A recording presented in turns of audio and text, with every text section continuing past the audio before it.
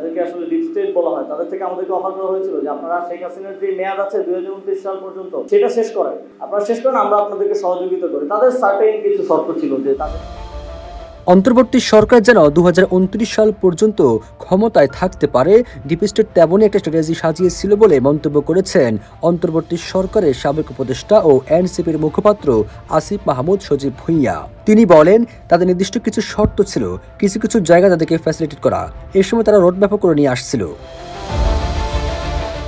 আসিফ মাহমুদ বলেন, আমরা যখন সরকারের দায়িত্বে ছিলাম, শুরু থেকে আমাদেরকে বিভিন্ন শক্তিশালী ইনস্টিটিউশন, যাদেরকে ডিপ স্টেট বলা হয়, তাদের কাছ থেকে আমাদের অফার করা হয়েছিল শেখ হাসিনার যে মেয়াদ 2029 সাল পর্যন্ত ছিল সেটি আপনারা শেষ করুন, আমরা আপনাদের সহযোগিতা করব।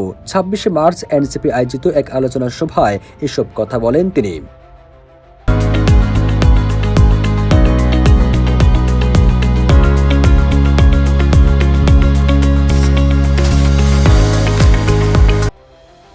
আসিফ আরও বলেন, তাদের নির্দিষ্ট কিছু শর্ত ছিল, কিছু কিছু জায়গায় তাদেরকে ফ্যাসিলিটেট করা, এবং তারা রোডম্যাপও করে নিয়ে আসছিল যে সাজাপ্রাপ্ত বিএনপি নেতাদের সাজা আদালতের মাধ্যমে দীর্ঘায়িত করা। তারেক রহমানের নিজের নামে সাজা ছিল, তিনি যদি সাজাপ্রাপ্ত অবস্থায় থাকেন, নির্বাচন হলেও তিনি বাংলাদেশের নির্বাচনে অংশগ্রহণ করতে পারবেন না। তারা পুরো স্ট্র্যাটেজি আমাদেরকে সাজিয়ে দিয়েছিল কিভাবে ক্ষমতা থাকা যায় তাদের সঙ্গে এক ধরনের সমঝোতার ভিত্তিতে, আমরা কিন্তু সেটাতে সায় দেইনি।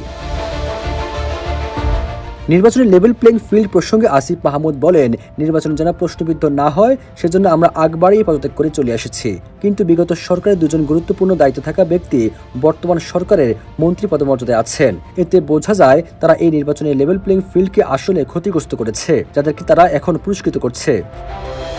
সবুজ আলম, নিউজ ডেস্ক, ইত্তেফাক।